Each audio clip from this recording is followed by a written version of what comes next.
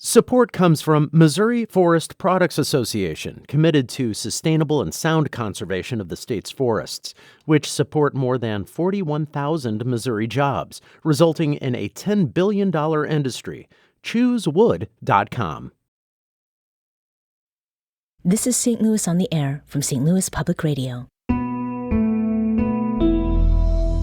I'm Elaine Cha.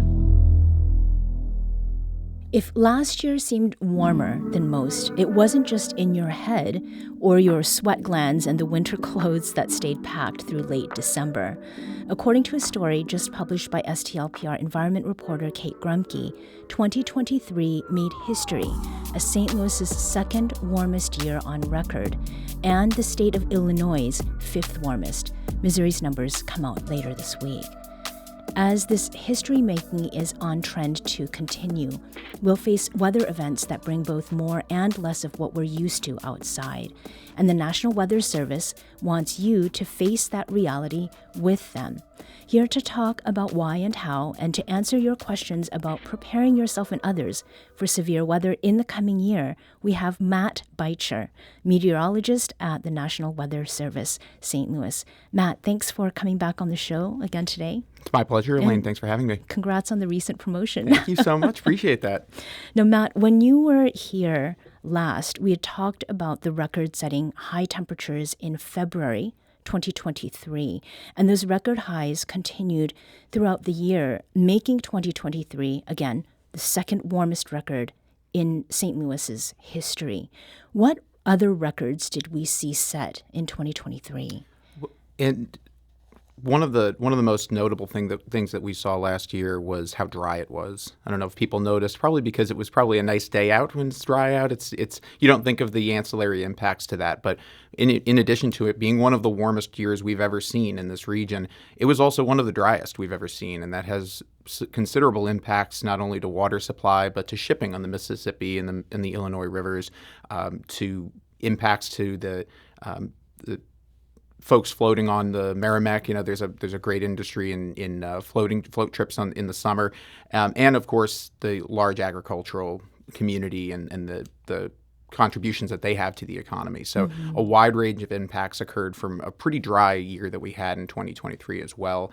And you mentioned something that in that intro there that I think people need to realize is that the change in our climate is more of the extremes, less of what we're used to, and more of the wetter than average and drier than average. We're going to see these oscillations between really wet and really dry, really hot and really cold, become more common and more frequent as time goes on. Okay. And from my experience, it feels like that is something more pronounced here in St. Louis in particular than in other parts of the country I've lived. Yeah, it's a common joke here that you get all types of weather. You get all four seasons with a vengeance, right? And that vengeance is getting more pronounced and more amplified. We're getting colder winter. We're getting, warmer winters, but colder outbreaks in addition to those warmer than average. If you dive down into the sort of events that we see, take, for example, this upcoming weekend to early next week, yes, it is going to be dangerously cold for the entire region and actually for a large portion of the United States.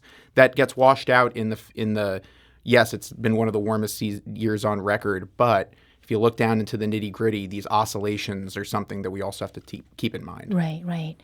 Now, the warm temperatures are certainly jarring, but with unusual temperatures comes severe weather as well.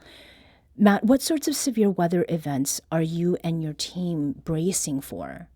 So we're seeing an increase in what we consider to be extreme precipitation events, sort of on the higher percentiles of how much rain falls in a given event. As a matter of fact, the National Climate Assessment came out just a couple of months ago, and that's a large-scale national view from a wide range of atmospheric scientists and sociologists who get together and come up with changes over time of not only the hard data of temperature, precipitation, snowfall, but look at the impactful precipitation and impactful temperature changes. And in the St. Louis region, we saw a 35% increase in extreme precipitation events over the last couple of decades. And that trend is not going to slow down. That's one of the major things that we see become a lot more frequent around here. Severe weather in the more classical sense of large hail, damaging wind, tornadoes. That hasn't really changed. There hasn't been an increase or a decrease in the frequency of that. But something to keep in mind is that these other types of weather hazards and impacts like extreme temperatures for a prolonged period or extreme precipitation can introduce something known as an intersectional vulnerability. So you make somebody vulnerable by, let's say their house floods and they become unhoused. Now they're much more vulnerable to severe weather than they were in the past. So that changes the vulnerability landscape, and that's something that we grapple with as meteorologists. It's not just weather, it's the intersection of weather and society, and that is person to person vastly different. Region to region too, but person to person vastly different. Right. So it's clearly more than just conversations that people are having casually. These are real life consequences. Absolutely. And I think that people, the conversations that folks have that, we don't get as many snowstorms as we used to, and it seems hotter than it used to be. Don't discount that. That is, your experience is real, and it is happening. It's not a weird perception. It is reality. Yeah. Another note, I guess, regarding reality, one of the first things that I noticed when I moved to St. Louis almost 10 years ago is how unruffled, relatively speaking, or even comfortable people are when severe weather rolls in. When the tornado sirens go off, many people, they run to their yards or their porches to watch the storm roll in versus like I am diving under something. Now, are the weather trends that you're bracing for that much worse than what we've grown accustomed to? Like in terms of scale, like what are we talking about here? They can be.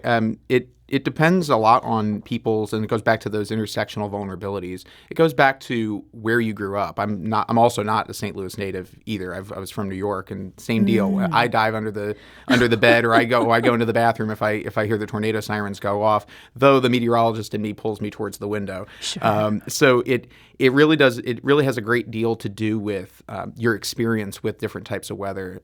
Take for example, if we had 8 inches of snow in St. Louis, I don't know if we'll ever see that again, but if we have 8 inches of snow in St. Louis, people they have a much more difficult time of driving. But from where I'm from, 8 inches of snow is nothing. We can drive it. We just take it slow and it's fine. But that kind of experience is changing because not only because people are moving around and there's just folks moving from the coast into the heartland of America, but also the weather happening in those locations is changing, and they're running into hazards they've never seen before and aren't prepared for. Mm-hmm. And with these weather extremes and events kind of becoming more common, how much harder does that make your job? Does it make it harder? It does, because part of our job, I would argue, a more important part of our job than the forecast itself, even though everything is rooted in a scientifically sound and accurate, obviously, forecast, is communicating that. Because there was a paper published decades ago, well ahead of its time. This quote said, "Weather forecasts have no intrinsic value. If I put out a perfect forecast but nobody heard it, is it good?" In my opinion, and the opinion of the National Weather Service, no, because nobody acted on it. Nobody's life was saved. No dollars were saved. No property was saved. And that's the mission of the Weather Service, is to protect people's lives and their properties. So part of that is communicating it. And when you're dealing with new hazards, new people, the intersection of these vulnerabilities, and also folks not being able to get the weather information from what we consider to be normal everyday channels, that makes it extremely difficult. So we work with the community every single day, and we find new partners every single day to reach every person that we serve. Now, speaking of partners, let's talk about tracking severe weather. And when it comes to doing that, meteorologists like yourself rely on radar or radio detection and ranging. But having eyes on the ground, that's critical. So tell us about storm spotting. What does it mean to be a storm spotter? Being a storm spotter provides us the ground truth that radar just can't. Radar is one of the most essential tools that we have at the National Weather Service to protect people, especially during severe weather, so severe thunderstorms, tornadoes, even in winter weather. But depending on where you are in proximity to the radar, it can't see where all the impactful weather is happening. The radar shoots a beam, a very low-powered beam, at a half-degree angle to the horizon. And as you go further and further from the radar, you get anywhere from 5,000 to 10,000 feet in elevation. And a lot of weather happens in that lower 5 to 10,000 feet from the beam to the ground. A changeover from snow to rain, hail melting, tornadoes, complete tornadoes can just not be detected, or the rotation in those thunderstorms. So we rely on people on the ground to provide us the ground truth to say, yep, we saw 1.5-inch hail, or yeah, there's a tornado on the ground and it just hit somebody's house. That provides us a lot of confidence, especially when we know they come from trained weather spotters and we trained them to either sustain a warning, to upgrade a warning to a higher classification, or to cancel one because it's the event that we thought was happening is not happening. Mm-hmm. Do you have questions about storm spotting for meteorologist Matt Beitcher? Give us a call at 314-382-8255. That's 382-TALK. Or you can send us a tweet at STL On Air or email us at talk@stlpr.org. Matt, where would you put the need for more storm spotters who are trained? It's a pretty substantial need. We have quite a few, but they move around. They decide they don't want to do it. There is a great need in rural populations as well, just lower population areas that unfortunately are not serviced as well by the radar as St. Louis, just because of its proximity. The radar is in St. Louis, and if the further out you go, the harder it is to see. We need spotters all over the place because they are an invaluable part to what we do. We don't ask them to put themselves in harm's way. We always say that your life comes before a report every single time. But if you are seeing impactful weather, hazardous weather, like you were saying, if you're out and about and you're not ducking under cover when hail is coming down or a tornado is coming down, and you see something, let us know, because that information could be the key to saving lives down the road, even in the next couple of minutes, couple of hours. Mm-hmm. So that certainly speaks to how critical it is to have more storm spotters. Are there many at this point? There's tens of thousands across the country, but we could always use more, and that's not uniformly distributed either. There's a lot more in the population centers than there are out in more rural populations. Yeah. So there are several thousand across the United States, but at the end of the day, we could always use more. We could always use a lot more talk about safety as well, because these classes that we teach, they're about 2 hours long, but they're really fun and interactive. They're not death by PowerPoint in the slightest. At least the ones that we encourage people go to from our office, they are not at all something that you can snooze through, because there's a lot of games involved. We have little kids that show up, and they're the best. Great. They're always throwing out these great answers to the questions, but in addition to training them how to report the weather and report these hazardous conditions, we also teach them how to stay safe. So we're kind of solving the problem as well about folks who are afraid of severe weather. There's quite a bit of that, or folks that are just not familiar with severe weather if they've moved to the St. Louis region from a place that isn't used to that kind of thing. And our region, our listening region at least, is a very large one. So I think there's considerable overlap in the people that you are serving as well as those who are listening. Is there a particular area in our region, Matt, that really kind of desperately needs volunteers? I would say along the I-44 corridor. I know that St. Louis Public Radio covers Rolla as well. Down that way, absolutely. We need some folks down in southeast Missouri, Farmington, Fredericktown, Reynolds, Iron, and Madison counties. Also up in northeast Missouri, so Quincy and areas to the northeast, to the east and west of Quincy certainly need more spotters up that way. And we'll be having spotter presentations up that way. I'm going to give the one up in Edina, Missouri. So if you're out that way and you want to stop by, you're more than welcome to do that. It's on our website, the full list of the presentations. And we've got several down in southeast Missouri, as well as, of course, in the St. Louis metro. Mm-hmm. You clearly are a listener because you've hit upon many places that we serve. Now, storm spotting may suggest to some people an activity that's very different and much riskier. Folks in fortified vehicles who are driving behind tornadoes. What sorts of storms do storm spotters spot? It's like I love a that nursery question. rhyme. Okay.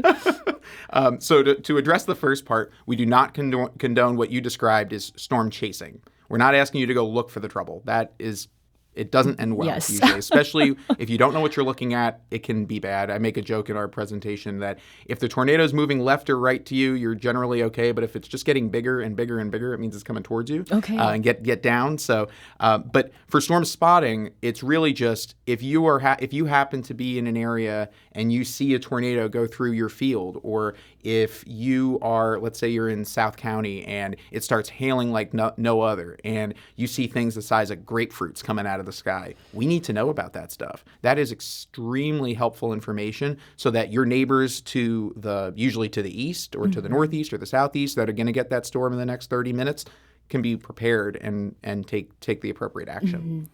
And how is it that storm spotters submit the information they're collecting? How do they get that to you? There's a wide range of ways to do it. We're on social media, so we're on X and Facebook. But we also encourage folks to just give us a call. The phone number is at the bottom of our webpage, but it's 636-447-1876. Give us a call 24/7, 365 if you've got hazardous weather ongoing, and we'll take that report. Be detailed, be concise.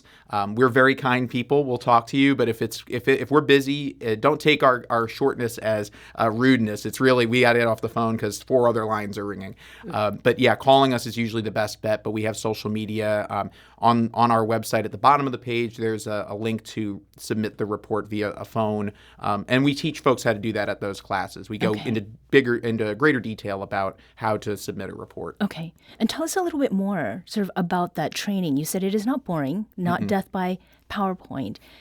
What exactly are folks learning? And sort of what is the first step to getting involved? Is there an RSVP system? How does that work? No, we try to keep the barriers to this pretty low. I think one of the presentations, and don't quote me on this, but I think it's in Jefferson County, has an RSVP just because of the size of the room. We just can't fit as many people as we'd like to in that room. But generally speaking, there's no sign up needed. It is completely free. These are your tax dollars at work.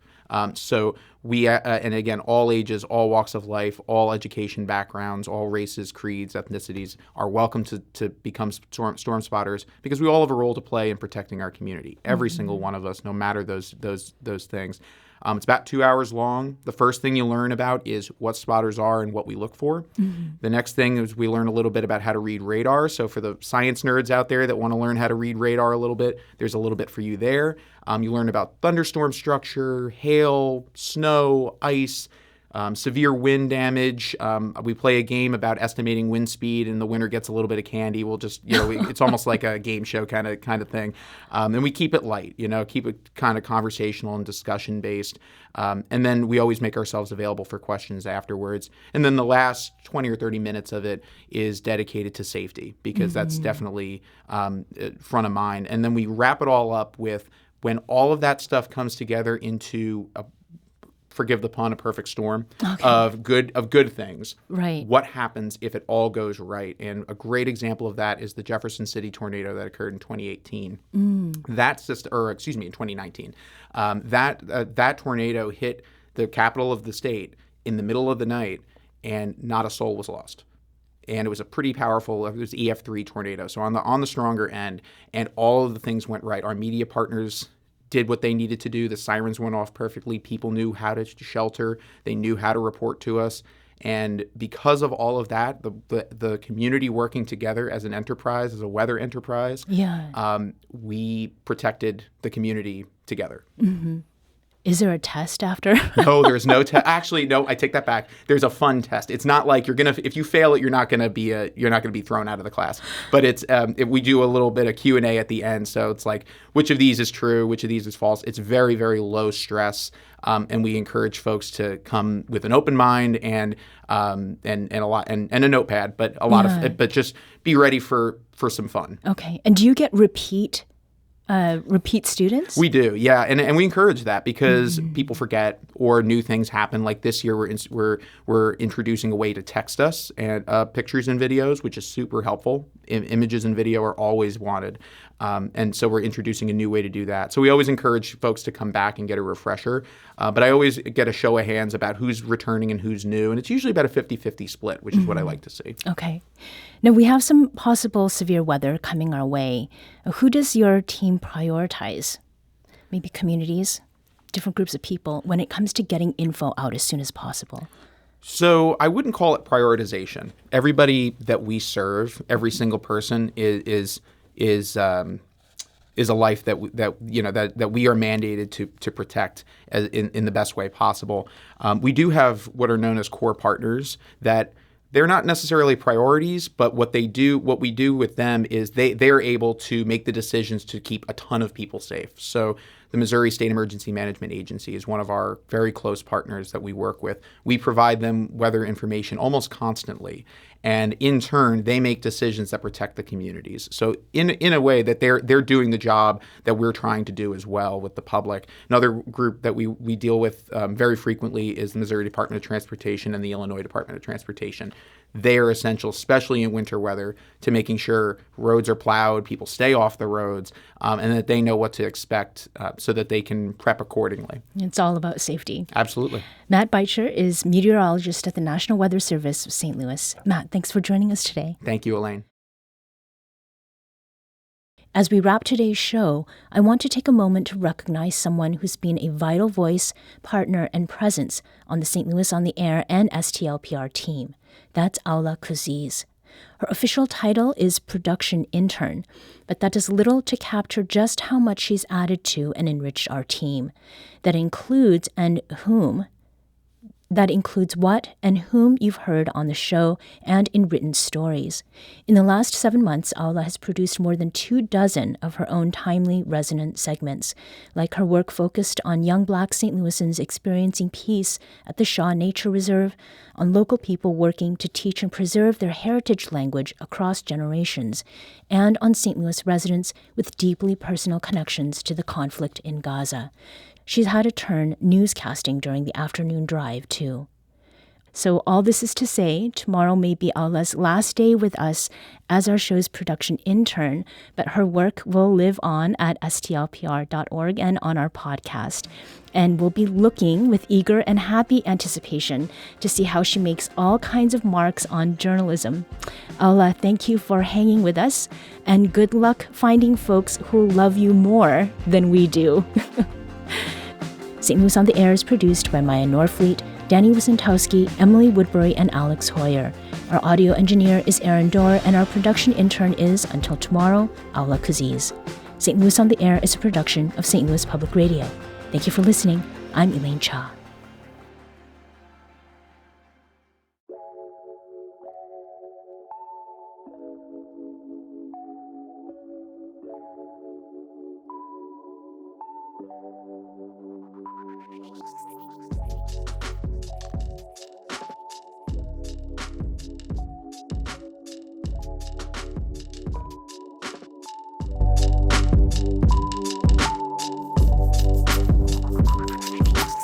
This episode was produced, recorded, and edited by Maya Norfleet. Our audio engineer is Aaron Dorr. This podcast was mixed and edited by Aaron. Our executive producer is Alex Hoyer.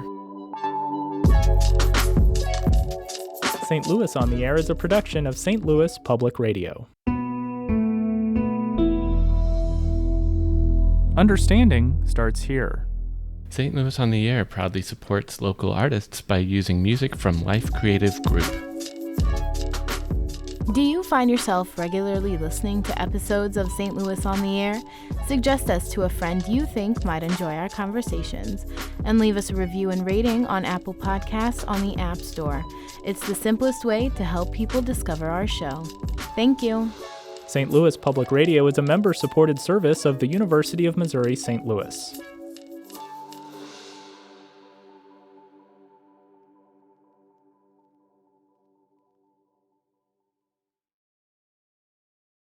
Support comes from the Missouri Forest Products Association. Missouri produces wood pallets, railroad ties, white oak barrels, hardwood floors, and more. Details on the variety of products made in the state are at choosewood.com.